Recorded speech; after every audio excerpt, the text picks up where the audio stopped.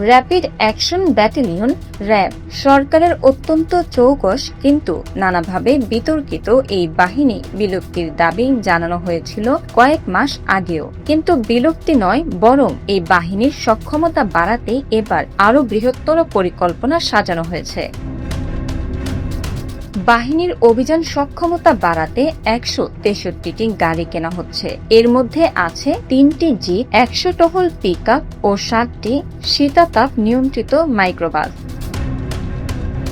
আর এসব গাড়ি কিনতে খরচ হবে ১২২ কোটি ২৭ লাখ টাকা। সরাসরি ক্রয় পদ্ধতিতে এসব গাড়ি কেনা হবে। গাড়িগুলো সরবরাহ করবে সরকারি প্রতিষ্ঠান প্রগতি ইন্ডাস্ট্রিজ লিমিটেড। গত ৭ই মে সচিবালয়ে অর্থমন্ত্রী আমির খসরু মাহমুদ চৌধুরীর সভাপতিত্বে ক্রয় সংক্রান্ত মন্ত্রিসভা কমিটির বৈঠকে এসব গাড়ি কেনার প্রস্তাব অনুমোদিত হয়। প্রস্তাব উপস্থাপন করে স্বরাষ্ট্র মন্ত্রণালয়।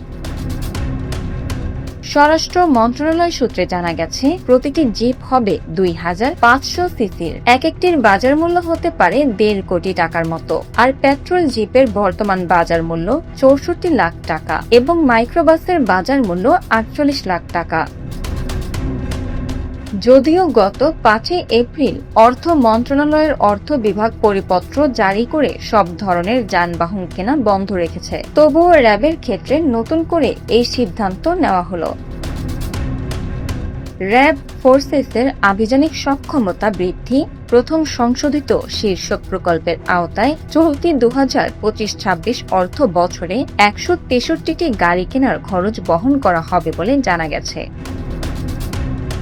প্রকল্পটি নেওয়া হয়েছিল বিগত আওয়ামী লীগ সরকারের সময় ২০১৮ সালে। তখন প্রকল্প মেয়াদে ব্যয় ধরা হয়েছিল ১,০৩৪ কোটি টাকা। পরে ২০০৭ কোটি টাকা কাটছাঁট করে ২০২৬ সাল পর্যন্ত প্রকল্পের মেয়াদ বাড়ানো হয় এবং সংশোধিত ব্যয় দাঁড়ায় ৮২৭ কোটি টাকা।